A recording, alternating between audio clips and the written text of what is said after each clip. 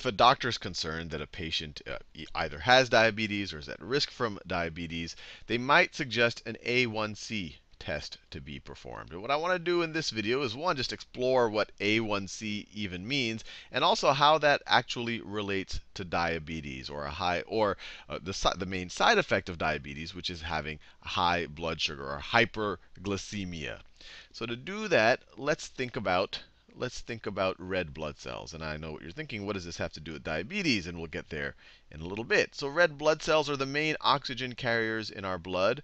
They kind of look like these lozenges. And inside of red blood cells, you have hundreds of millions of hemoglobin molecules, or hemoglobin proteins. So let me draw some hemoglobin proteins. You actually have, the number I found is 2 to 300 million per red blood cell. And then we have tens of trillions of red blood cells. So we have a lot of hemoglobin in us. And hemoglobin is what makes red blood cells red. When hemoglobin is bound to oxygen, it has a red color. So this right here, each of those are a hemoglobin protein. Hemoglobin. Now, it turns out that hemoglobin, let me draw a bigger version of it. Hemoglobin, if it has some glucose around, so let me draw some glucose floating around near the hemoglobin. If it has some glucose around, there is some chance, it's not a high probability, but there's some chance if the hemoglobin and the glucose bump into each other in just the right way, that they'll bind to each other. And so you'll have this situation where you have glucose bound to the hemoglobin. Now, this hemoglobin with a glucose bound to it is called glycated hemoglobin. Glycated hemoglobin. I wrote glycated in green because I'm using green for the glucose. So glycated hemoglobin. And another name for glycated hemoglobin, or hemoglobin that has some glucose bound to it, is hemoglobin A1C. Hemoglobin A1C. And now I can imagine things are starting to click in your brain.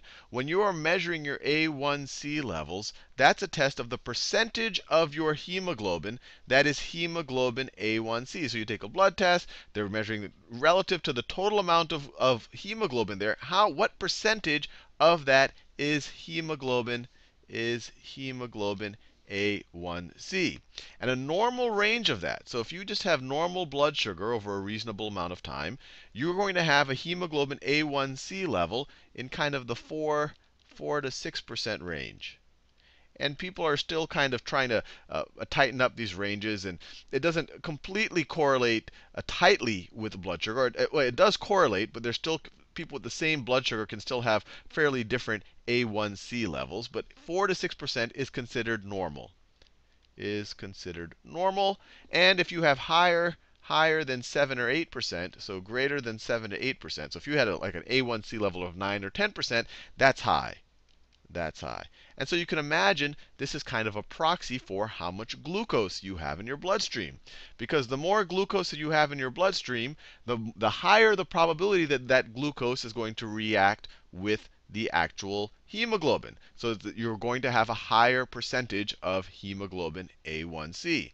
And the other reason why this is useful, and it's kind of, well, I guess you could see on the first pass, it's useful because it's not one of these snapshot tests. Everything we've talked about so far with respect to diabetes is taking your blood sugar at any one point in time. And we know that your blood sugar changes throughout the day. It changes depending on how active you are. It changes depending on what you might have just eaten. So when you do blood sugar, you're just getting a sample. You don't know what the blood sugar is throughout the day unless you just kept sampling it, which could get pretty annoying. Keep pricking your needle.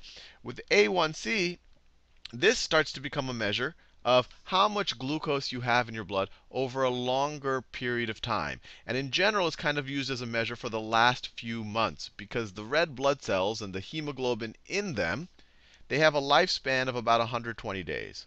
120-day lifespan.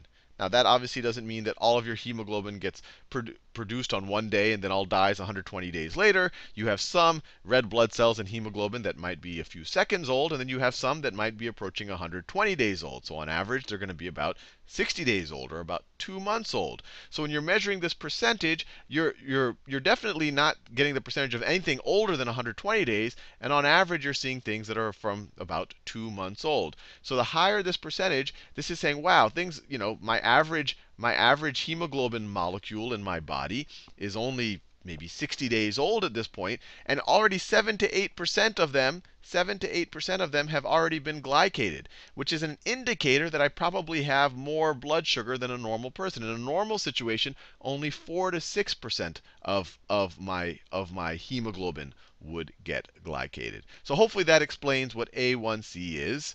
And but I do want to say, and I said at the beginning of the video, I'm not a doctor, and even amongst doctors, the A1C test or the A1C measurement, it's a little bit there's some debate about how useful it is, whether what it's measuring, or kind of how far back it actually is a good view at kind of your glucose levels. And also, as I mentioned, two people with the exact same blood sugars could have different A1C levels depending on other things, how old they are, or whether they have some other type of medical condition.